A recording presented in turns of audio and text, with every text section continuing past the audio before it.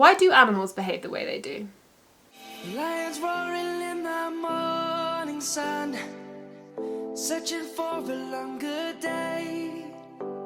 So today I'm going to answer that question using an example, elephants of course. Behaviour is complex, and in an attempt to explain it, we're going to have to go back to one of the founding fathers of ethology, Nobel Prize winner Niko Tinbergen. He published a paper looking at the 4 whys of the biology of behaviour. These are 4 questions or 4 ways to look at every behaviour. So firstly, the survival or the adaptive value. Now this question really asks, what function does it serve? How does it allow the survival of the individual or the individual's offspring? So secondly is evolution, and this is looking at the phylogeny, never know if I'm saying that right, of the species, so the history of the species and seeing how that behaviour evolves over time. So causation, this is looking at the internal and external factors that lead to a behaviour.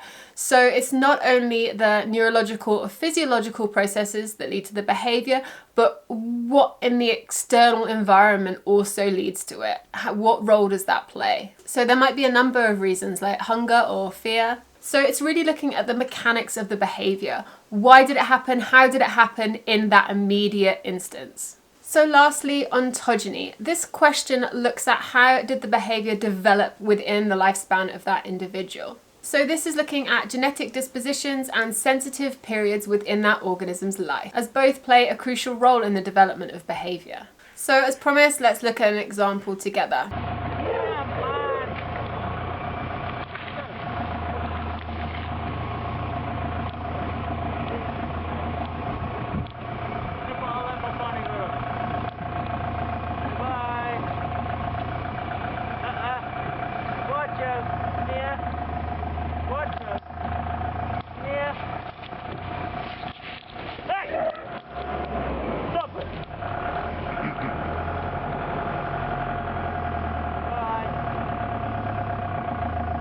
So that was a mock charge. Let's look at this behaviour through Tinbergen's 4 questions. So let's look at what the adaptive value or the function is of a mock charge. A mock charge is a bit of a puzzle because by putting yourself closer to the predator or the threat, whatever threat it is, you're actually putting yourself at more risk.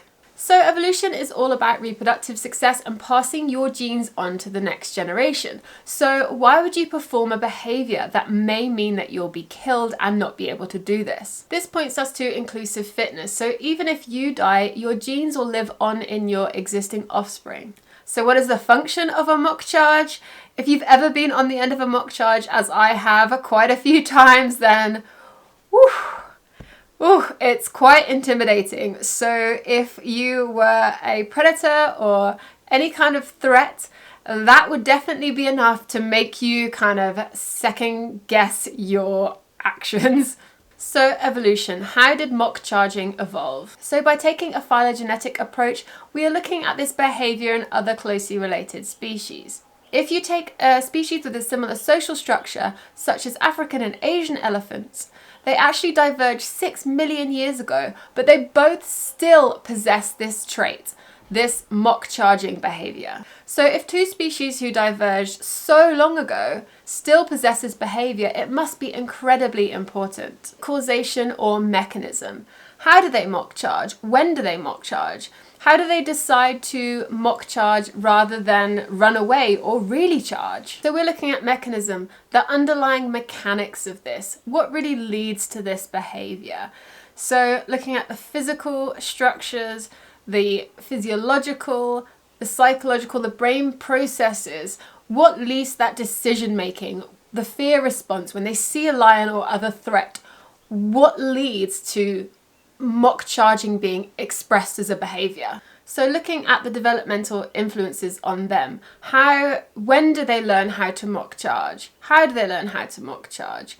Is there a certain point that this develops? Do they have to experience predators themselves? Do they have to get some kind of anti-predator awareness to realise that lions are bad and they should perform this behaviour?